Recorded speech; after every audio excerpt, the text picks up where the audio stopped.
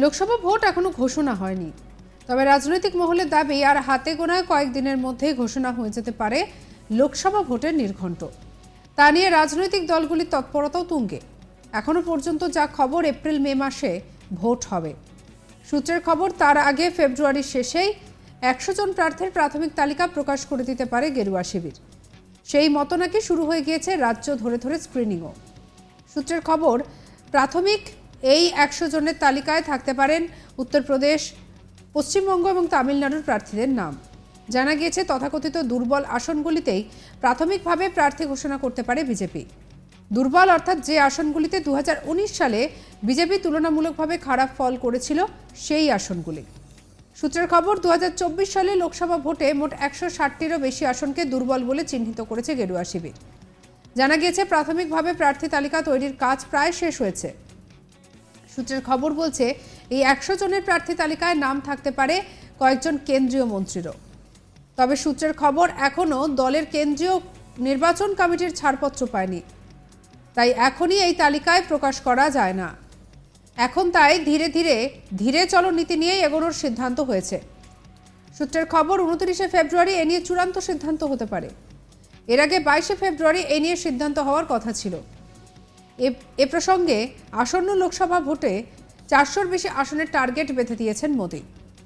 BJP নেতৃত্বাধীন NDA জোট আসন্ন 2024 লোকসভা ভোটে 400 আসনের বেশি পার করবে বলেই ঘোষণা করেছেন মোদি।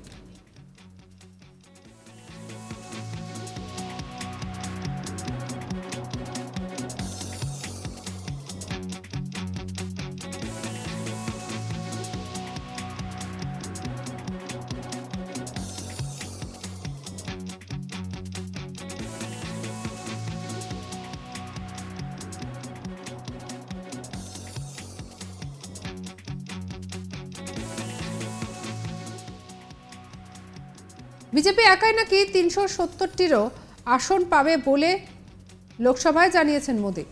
5ই ফেব্রুয়ারি লোকসভায় রাষ্ট্রপতি দ্রৌপদী মুর্মুর বাজেট বক্তৃতার জবাবি ভাষণে তৃতীয় মেয়াদে ক্ষমতায় ফেরার বিষয়ে নজিরবিহীন আত্মবিশ্বাসী দেখালেন নরেন্দ্র মোদীকে। তিনি জানান, আমাদের তৃতীয় মেয়াদ শুরু হতে খুব বেশি দেরি নেই। খুব বেশি দেরি হলে 100 থেকে 125 দিন বাকি। গোটা দেশ বলছে আবকি বার 400 পার। আমি দেশের মেজাজ অনুমান করতে পারি। দেশবাসী অবশ্যই এনডিএকে 400টিরও বেশি আসন দেবে এবং বিজেপিকে কমপক্ষে 370টি আসন দেবে।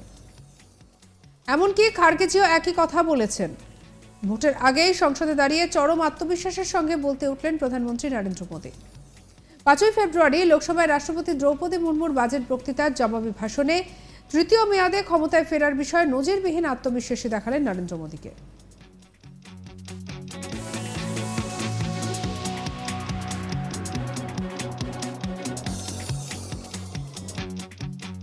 তিনি জানান, তাদের তৃতীয় মেয়াদের সরকার গঠনের আর বেশি দেরি নেই। তিনি বলেন, আমাদের তৃতীয় মেয়াদ খুব বেশি দেরি নেই শুরু হতে। আর এদিকে খুব বেশি দেরি হলে 100 থেকে 152 দিন বাকি। গোটা দেশ বলছে আবকি বার 400 পার। এমনকি খার্গেজিও একই কথা বলেছেন। কি বলছেন প্রধানমন্ত্রী নরেন্দ্র মোদী, শুনবো। আবকি বার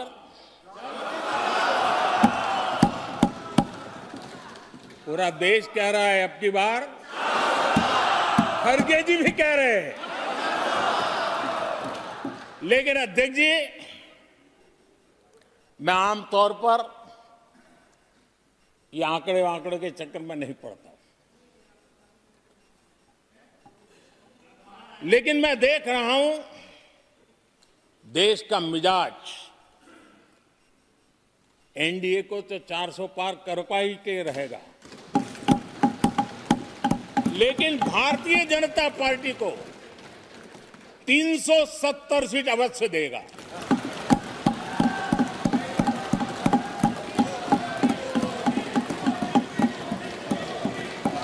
बीजेपी को 370 सीट और एनडीए को 400 पार।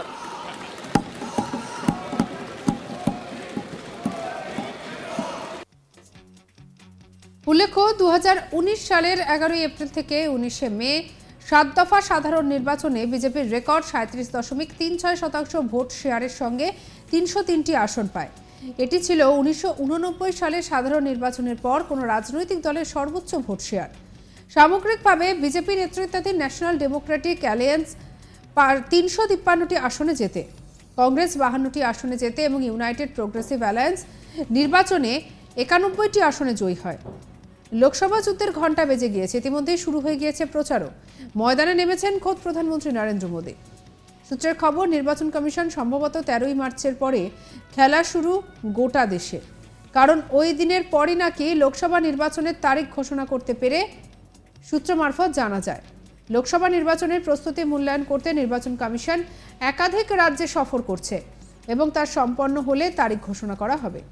শুক্রবার সূত্র জানিয়েছে এমনটাই খবর। আর বলে রাখি, আজ তাক বাংলায় এই খবর প্রথম বাংলা মিডিয়াকে জানায়, আমরাই প্রথম ব্রেক করি। সূত্র মারফত জানা গেছে নির্বাচন কমিশন সম্ভবত 13ই মার্চের পরে লোকসভা নির্বাচনের তারিখ ঘোষণা করতে পারে।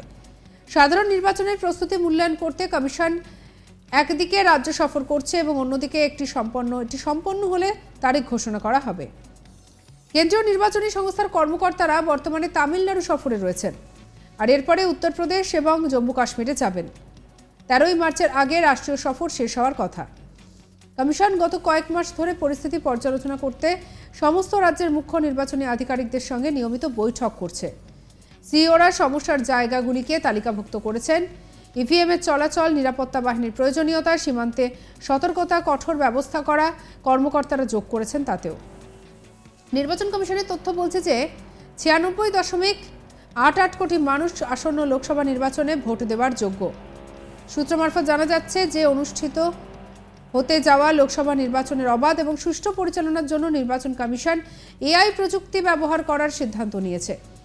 সোশ্যাল মিডিয়া এবং ডিজিটাল প্ল্যাটফর্মে মিথ্যে তথ্য ফ্ল্যাশ এবং অপসারণের জন্য ইসিআই এর মধ্যে কৃত্রিম বুদ্ধিমত্তার জন্য একটি বিভাগ তৈরি করা হয়েছে। নির্বাচন আধিকারিকদের মতে কমিশন ফ্যাক্ট চেকিং, ভুল তথ্যের বিরুদ্ধে ব্যবস্থা এবং সংবেদনশীল অঞ্চলে উচ্চতর নিরাপত্তা নিশ্চিন্তে করার দিকেও মনোযোগ দেবে বলে জানা গিয়েছে।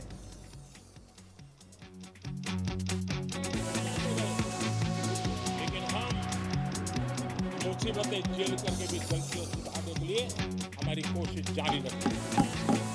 हम रुकने वाले नहीं हैं। हम देश के लिए काम करने के लिए निकले हुए लोग, हमारे लिए नेशन फर्स्ट है। আর এদিকে এই সমস্ত কিছুর মধ্যে প্রধানমন্ত্রী নরেন্দ্র মোদীকে ভীষণই কনফিডেন্ট দেখিয়েছে। তিনি বলেছেন যে গোটা দেশ বলছে আপকি বার 400 পার। খার্গেজিও এই কথাই বলছেন। আমি দেখেছি দেশের যা মেজাজ, তাতে এনডিএকে 400টিরও বেশি আসন দেবে, কিন্তু বিজেপিকে কমপক্ষে 370টি আসন দেবে। সঙ্গে রাখুন আজ তাক বাংলাকে। অন্যান্য খবরের জন্য সাবস্ক্রাইব করতে ভুলবেন না।